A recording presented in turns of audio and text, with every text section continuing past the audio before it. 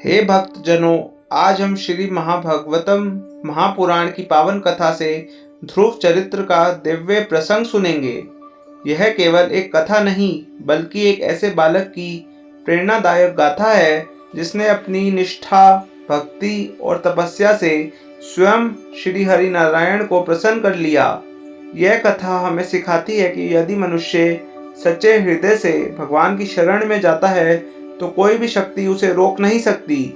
यह कथा अटूट संकल्प, भक्ति और भगवान की कृपा का प्रतीक है। तो आइए भगवान का स्मरण करते हुए इस दिव्य कथा का श्रवण करें। भक्तजन बोलिए श्री कृष्ण गोविंद हरे मुरारी। प्राचीन काल में स्वयंभू मनु के पुत्र राजा उत्तानपाद राज्य का संचालन करते थे। उनकी दो रानियां थी, सुरुचि और सुनीति। सुरुचि राजा की प्रिय रानी थी जबकि सुनीति को उपेक्षित रखा जाता था। सुरुचि का पुत्र उत्तम था और सुनीति का पुत्र ध्रुव। एक दिन बालक ध्रुव ने देखा कि उसका छोटा भाई उत्तम राजा उत्तानपाद की गोद में बैठकर स्नेह प्राप्त कर रहा है। बाल हृदय में पिता का प्रेम पाने की इच्छा जागृत हुई और वे भी राजा की गोद में बैठने के लिए आगे बढ़े। तभी रानी सुरुचि ने कठोर वाणी में कहा, वत्स तुम इस गोद में बैठने योग्य नहीं हो। यदि तुम राजा की गोद में बैठना चाहते हो तो भगवान नारायण की तपस्या करके अगले जन्म में मेरे गर्भ में जन्म लेना होगा। वत्स तुम इस गोद में बैठने योग्य नहीं हो। यदि तुम राजा की गोद में बैठना चाहते हो तो भगवान नारायण की तपस्या करके अगले जन्म में मेरे गर्भ में जन्म लेना होगा। यह सुनकर ध्रुव का हृदय व्यथित हो गया। 5 वर्ष का वह बालक अपमानित होकर अपनी माता सुनीति के पास पहुंचा। जब ध्रुव अपनी माता सुनीति के पास पहुंचे तो उनकी आंखों में आंसू थे। उन्होंने पूरी घटना सुनाई और पूछा, माँ, क्या मैं राजा का पुत्र नहीं हूँ? क्या मुझे भी प्रेम और सम्मान नहीं मिल सकता? सुनीति ने प्रेम पूर्वक समझाया, वत्स, तुम्हें किसी मनुष्य से कुछ पाने की इच्छा नहीं करनी चाहिए। यदि कोई तुम्हें प्रेम ना दे तो ईश्वर से प्रेम मांगो। यदि कोई तुम्हें सम्मान ना दे तो ईश्वर से आशीर्वाद मांगो। संसार अस्थायी है लेकिन नारायण की कृपा अटूट है। यह सुनकर ध्रुव ने मन में ठान लिया कि वे भगवान की भक्ति करेंगे और ऐसा स्थान प्राप्त करेंगे जो अटल हो, जिसे कोई हिला ना सके। ध्रुव अकेले वन की ओर चल दिए। मार्ग में उन्हें देवऋषि नारद मिले जिन्होंने बालक से स्नेह पूर्वक पूछा, वत्स, 5 वर्ष की आयु में वन की ओर क्यों जा रहे हो? ध्रुव ने उत्तर दिया, मैं ऐसा स्थान पाना चाहता हूँ जो संसार में अडिग और अटल हो, जहाँ कोई मुझे अपमानित ना कर सके और जो अमर हो। नारद जी प्रसन्न हुए और उन्होंने मंत्र दिया, ओम नमो भगवते वासुदेवाय। ध्रुव ने इस मंत्र को स्वीकार किया और मधुवन में जाकर कठोर तपस्या प्रारंभ कर दी।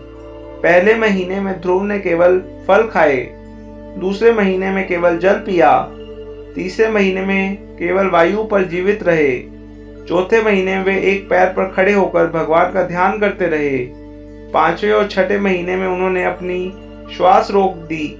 उनकी तपस्या इतनी प्रबल थी कि तीनों लोकों में हलचल मच गई। उनकी भक्ति से सृष्टि कंपन करने लगी। देवताओं ने भगवान विष्णु से प्रार्थना की वे ध्रुव को दर्शन दे। भगवान श्री हरि प्रकट हुए। उनके दर्शनों से ध्रुव आनंदमय हो गए। वे भगवान के चरणों में गिर पड़े। उनकी वाणी अवरुद्ध हो गई। भगवान ने प्रेम पूर्वक पूछा, वत्स, मैं तुम्हारी भक्ति से प्रसन्न हुआ हूँ, वर मांगो। ध्रुव ने कहा, प्रभु, मुझे ऐसा स्थान दीजिए जो अटल हो और जिसे कोई हटा ना सके। भगवान ने वरदान दिया, वत्स, तुम ध्रुव लोक में विराजमान रहोगे। यह स्थान सप्त ऋषियों से भी ऊपर रहेगा। यह ना कभी डूबेगा ना नष्ट होगा। तुम्हारा नाम युगों युगों तक अमर रहेगा। यह कहकर भगवान अंतर्ध्यान हो गए।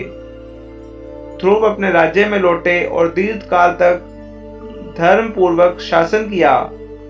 अंत में वे ध्रुव लोक चले गए, जिसे आज हम ध्रुव तारा पोलारिस के रूप में देखते हैं। श्रीमद् भागवतम में कहा गया है, यो वै ध्रुवपद प्राप्तो ना चलित्से कपिक्षोभो चलित्से प्रतिभो। अर्थात जिसने ध्रुवपद प्राप्त कर लिया वह कभी विचलित नहीं होता।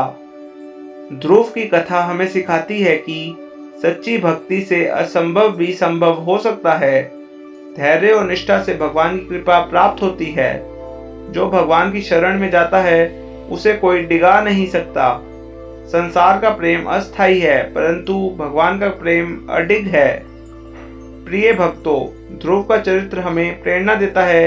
यदि हम भी संकल्प और निष्ठा से भगवान की भक्ति करें तो जीवन में कोई भी कठिनाई हमें रोक नहीं सकती। इसलिए बोलिए भक्तजन, श्री कृष्ण गोविंद हरे मुरारी। जय श्री कृष्ण, जय श्री राम, जय ध्रुव भगवान। तो आज श्रीमद् भागवतम कथा के दूसरे भाग का समापन करते हैं। कल हम मिलेंगे प्रहलाद और हिरण्यकश्यप की कथा के साथ।